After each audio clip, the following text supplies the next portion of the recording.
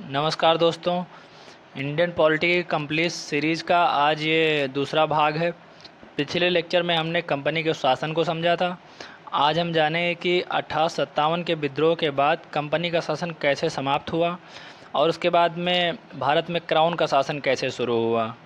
तो दोस्तों यह विषय यूपीपीसीएस, आरओ, रेलवे, एसएससी, जितने भी वनडे एग्ज़ाम है, चाहे यूपी पेट आ रहा है, सभी के लिए बहुत महत्वपूर्ण है। तो चलिए हम इसको एक एक करके सारी चीज़ें ध्यान से देख रहे हैं।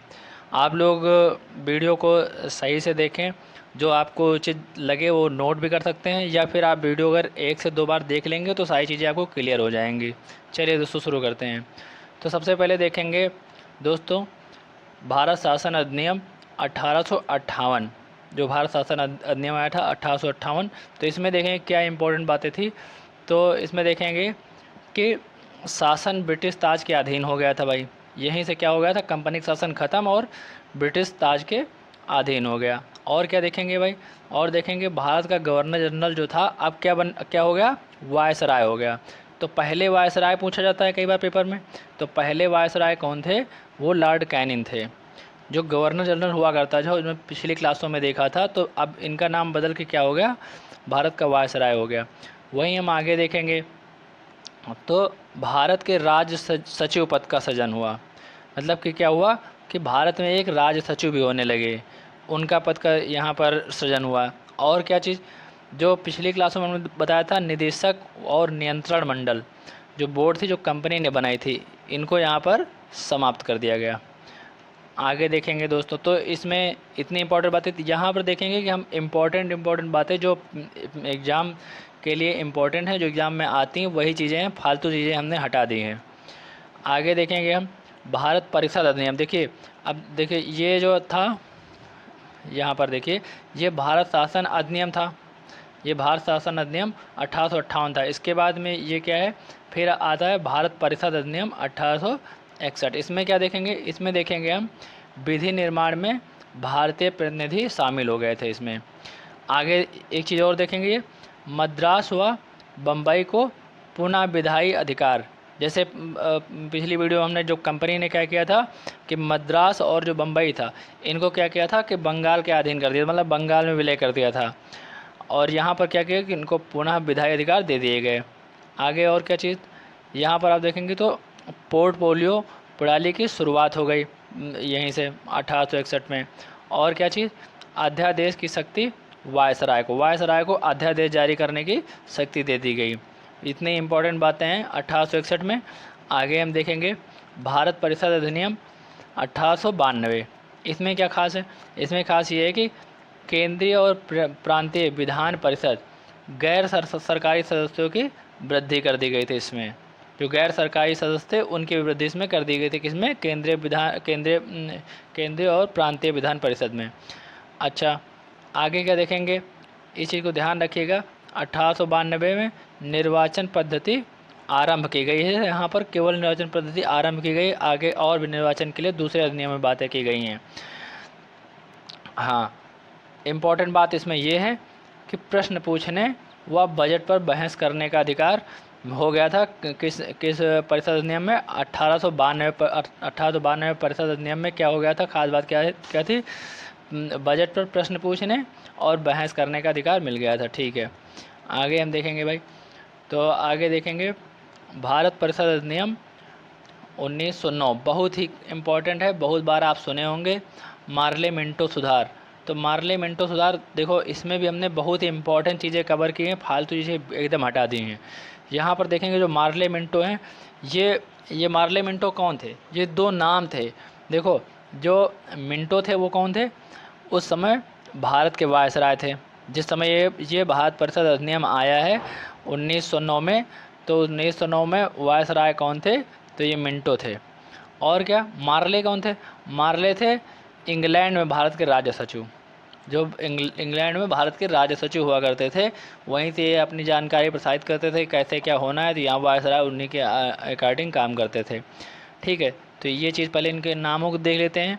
आगे इन्होंने क्या सुधार भाई किया, इन्होंने सुधार क्या किया, और ये लोग क्या करते थे कि बस मतलब कि आपस में लड़ाओ हिंदुओं को मुसलमानों को या फिर जो भी हैं, और उसके साथ में तो फूट डालो और राज करो की नीति अपनाई थी इन्होंने।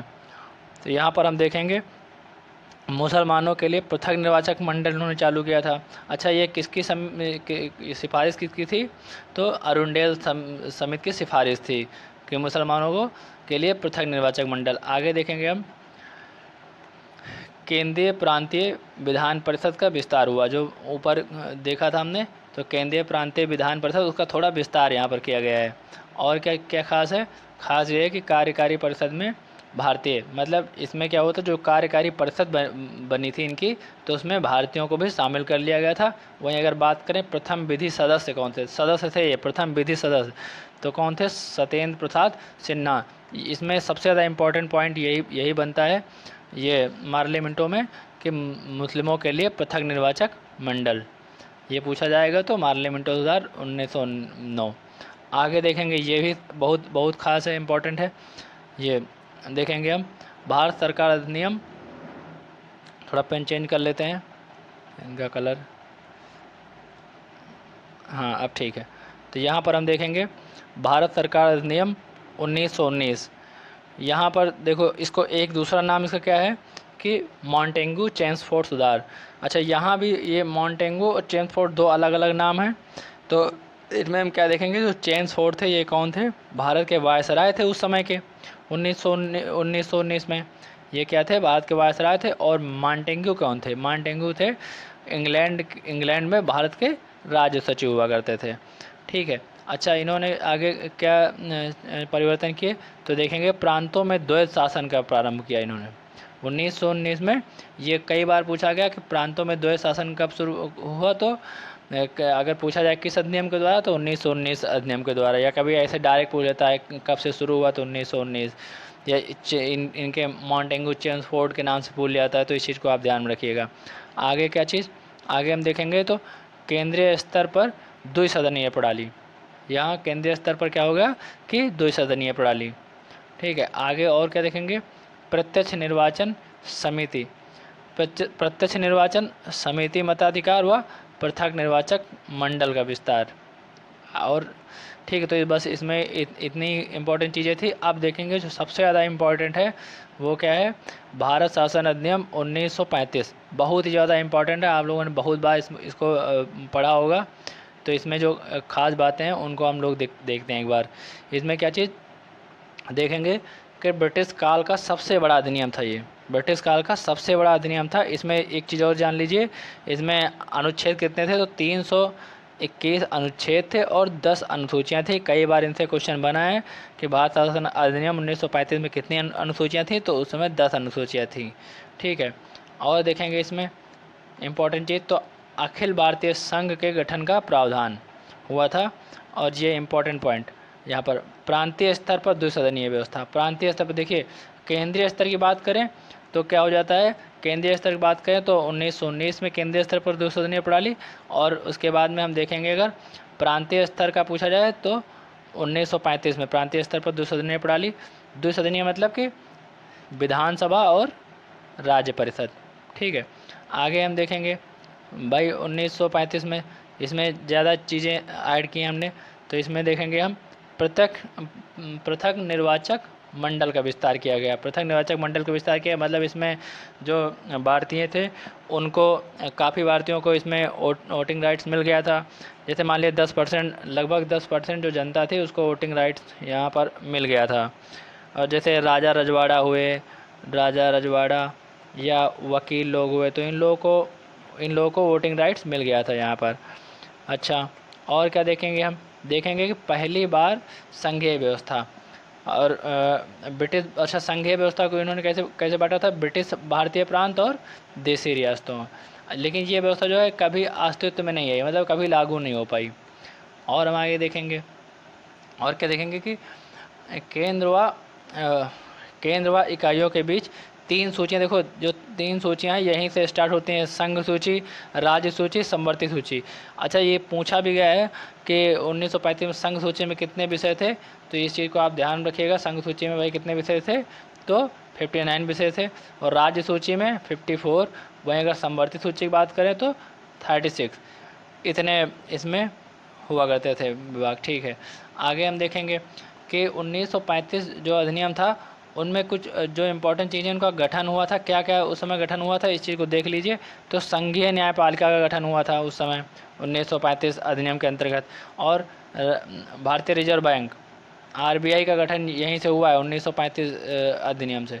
और आगे देखेंगे संघ के लिए, मतलब कि केंद्र के लिए अगर बात किया जाए तो UPSC लोक सेवा आयोग, और प्रांतों के लिए PCS प्रांतीय लोक सेवा आयोग, इनका गठन हुआ था। तो दोस्तों जो आपका ये क्राउन का शासन था, इसको हमने पूरी तरीके से कवर कर लिया है। और तो हम यही कहेंगे कि आज हमने क्राउन के शासन की शुरुआत और उससे जुड़े सभी संवैधानिक परिवर्तनों को भाई समझ लिया है। अगला जो हमारा क्लास होगा उसमें हम भारत के संवैधानिक विकास को समझ लेंगे।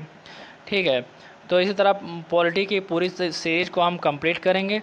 तो बस आपसे यही कहना है कि आप लोग चैनल को सब्सक्राइब कर लीजिए, और जो ये प्लेलिस्ट है इसको सेव कर लीजिए। इस तरीके से आप एक एक करके आप सुनते भी रहेंगे, तब भी आपको सारी चीज़ें क्लियर हो जाएंगी। तो देखिए नेक्स्ट पार्ट में हमने बता दिया है कि जो है आपका संविधान निर्माण की प्रक्रिया जो होगी पूरी तरीके से हम देखेंगे।